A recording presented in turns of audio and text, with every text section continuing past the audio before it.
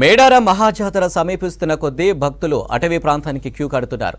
ముందస్తు మొక్కులు చెల్లించుకునే వారితో హాలిడేస్ వస్తే మేడారం జనసంద్రంగా మారిపోతుంది.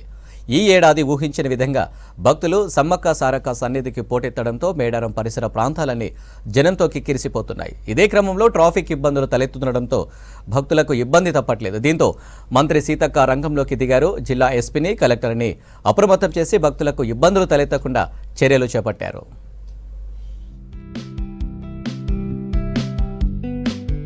రెండేళ్లకోసారి మేడారం మహాజాతర జరుగుతుంది. ఆ సమయంలో భక్తులు లక్షల్లో తరలివస్తారు. ఆ 4 రోజులు మాత్రమే జనసంద్రంగా మేడారం మారిపోతుంది. అమ్మవార్లు వనం నుంచి జనం మధ్యకొస్తారు. అప్పుడే తమ మొక్కులు చెల్లించుకునేవారు. కానీ ఇప్పుడు ఆ పరిస్థితి లేదు. మేడారంకు వీకెండ్స్, హాలిడేస్ లో విజిట్ చేయడం పరిపాటిగా మారింది. పెద్ద జాతర జరగడానికి నెల రోజుల ముందు నుంచి దారులన్నీ మేడారం వైపే అన్నట్లుగా మారుతోంది.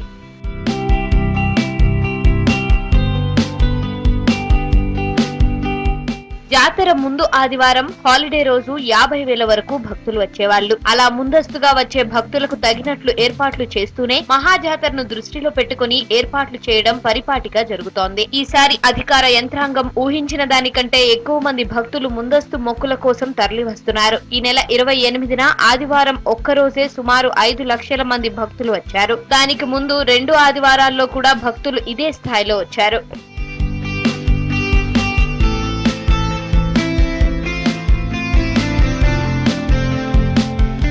ఇలా భక్తుల రాకతో మేడారంకు వెళ్లే అన్ని దారులు వాహనాలతో నిండిపోతున్నాయి. 2 రోజుల కిందట ఇదే తీరుగా మేడారం చుట్టూ ఎటు చూసినా జనసంద్రంగా మారిపోయింది. రహదారులన్నీ వేలాదిగా వాహనాలతో కిక్కిరిసిపోయాయి. మేడారం తాడ్వాయి మధ్య పూర్తిగా ట్రాఫిక్ జామ్ తో వాహనాలు ఎక్కడికక్కడ నిలిచిపోయాయి. మరోవైపు పస్రా మేడారం మధ్య కూడా వాహనాలు నిలిచిపోయాయి. ముందస్తు మొక్కుల కోసం హాలిడే అయినా లక్ష్యం మించకపోవచ్చని భావించిన అధికారుల అంచనా తలకిందులైంది. ఊహించని విధంగా భక్తులు పోటెత్తుతున్నారు.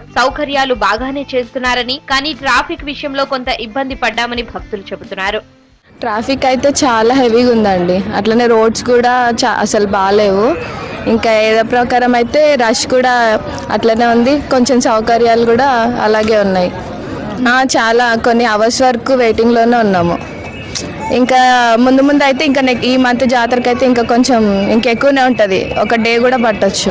చాలా బాగుంది నా టెంపుల్. నేను దాదాపుగా 10 years తర్వాత మళ్ళీ వాళ్ళు వచ్చాను. అమ్మవారి దర్శనం చాలా బాగా అయింది. ఏర్పాట్లు చాలా బాగా చేస్తున్నారు. కొత్త గవర్నమెంట్ కూడా పర్వాలేదు, బాగానే సహకరిస్తున్నారు. ఓకే, యాక్చువల్గా మన తక్కువ ఉంటుంది, బట్ ఓవరాల్ పబ్లిక్ బాగానే ఉంది. ట్రాఫిక్ ఇబ్బందులు ఎదురయ్యే కొద్దిగా రోడ్స్ అయితే చాలా డిస్టర్బెన్స్ ఉంది. మధ్యలో సివిల్ వర్క్స్ ఏవైతే ఉన్నాయో చాలా రోడ్ వర్క్ ఆల్మోస్ట్ ఆల్ ఒక 50 కిలోమీటర్ బిఫోర్కి వెళ్ళే రోడ్ వర్క్ ఇంకా రిపేరింగ్లో ఉన్నాయి.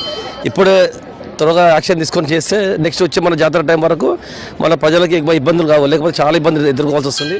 జాతర సమీపిస్తున్న కొద్దీ భక్తులు భారీగా తరలి వస్తుండడం, ట్రాఫిక్ ఇబ్బందులు తలెత్తడం మంత్రి సీతక్క దృష్టికి వచ్చింది. వెంటనే ఆమె స్పందించారు. జిల్లా ఎస్పీ, కలెక్టర్ స్థానిక పోలీస్ అధికారులకు అప్రమత్తం చేశారు. వెంటనే ట్రాఫిక్ డైవర్ట్ చేసి భక్తులకు ఎలాంటి ఇబ్బందులు తలెత్తకుండా చర్యలు చేపట్టాలని ఆదేశించారు. మహాజాతర కోసం నూతన రోడ్లు వేస్తుండడం, అభివృద్ధి పనులు జరుగుతుండడంతో ట్రాఫిక్ సమస్యకు ఓ కారణంగా చెప్పుకోవచ్చు.